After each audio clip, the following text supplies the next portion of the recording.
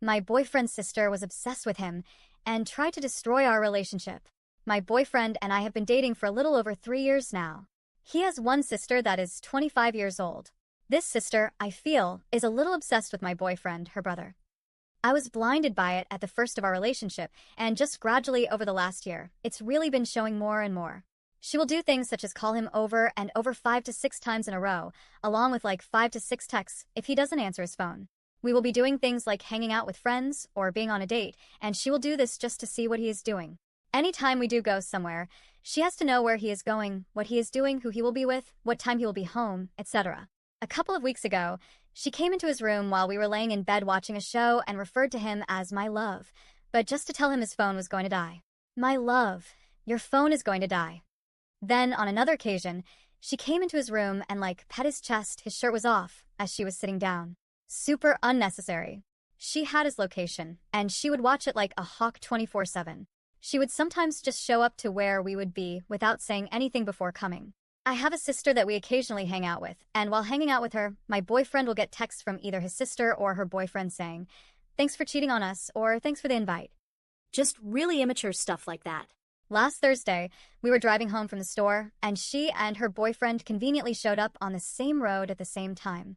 When we ignored them driving next to us, it made her mad, so they sped past us, and she flipped us off out the window. My boyfriend started a new job back in April, which made him extremely exhausted and tired, so he didn't really talk to her or anyone else. This made her freak out, thinking he was so mad at her, and she went and complained to their mom about it, which then resulted in the mom asking me about it like I had something to do with it. I didn't.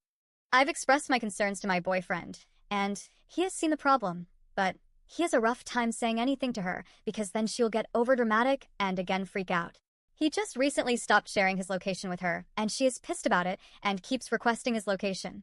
On the 4th of July, my boyfriend had gotten really drunk, so I drove him home. The second we walked into the house, she was quick to run out of the bathroom and take over taking care of him, even though I had it and am perfectly capable of taking care of him. I just feel like she feels threatened and is low-key obsessed with her younger brother, and I don't know what to do. There are many other things that happen that I could never fit into this whole paragraph. Advice? Update. First off, the good news. We're still together, and now we're engaged. Back in October, shortly after my original post, his sister finally moved out. That was amazing, and things calmed down for a while. Honestly, I've blocked out some of what happened, but there are a few major events I remember clearly. At the beginning of this year, my fiancé and I were looking to buy a house about 35 to 45 minutes from our hometown. When we told his parents, his mom completely shut down and was obviously upset. She tried to list every reason why we shouldn't do it, but I had answers for everything. Still, she acted like a child for days, barely talking, and when she did, it was to criticize the idea. In the end, we didn't buy the house, partly due to her lack of support and partly for work-related reasons. Things stayed relatively calm for a couple more months, aside from the usual requests for his location. My fiancé and I have had many long, serious talks about his family, and we've chosen each other every time. He sees the issues now and has cut his sister off. Since we still live with his parents until our wedding next year, he'll say hello if she's around, but that's it. The final straw happened in April. Around 1 a.m. on a Friday night, I started getting multiple no-caller ID calls. I didn't answer at first, but then my fiancé started getting them too, so we picked up. On the line were a couple of girls claiming they had been with my fiancé the night before and the week before, sleeping with him. They were trying to convince me he was cheating. I knew immediately it was a lie. We recognized the voice. It was his sister and one of her friends.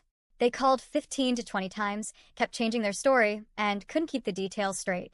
We finally confronted them by name and told them to stop. I was furious and got on the phone, telling her, "This is why we don't talk to you anymore. You need to grow up, you're almost 30. My fiancé told his parents about the prank calls, but they denied she would ever do something like that.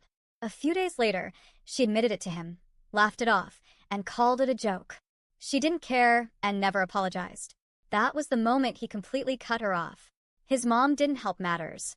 She ended up yelling at my fiancé, saying I was the new variable ruining the family. Then, at the end of April, it was his sister's birthday. We had already decided not to attend the family dinner because it was also my mom's birthday, and we were going to her celebration instead. During my mom's dinner, his mom sent him multiple texts saying she was disappointed and that he broke her heart by not choosing her. When he didn't respond, his dad texted, "When you come home, don't bring your woman with you." My fiancé went home to talk to them while I stayed at my parents' house. In the front yard, his dad lectured him about how blood is thicker than water and no one should come before your blood family. My fiancé asked if his mom came first in his dad's life, and his dad said no, which honestly blew my mind. Fast forward to June, his mom insisted we have a face-to-face family meeting.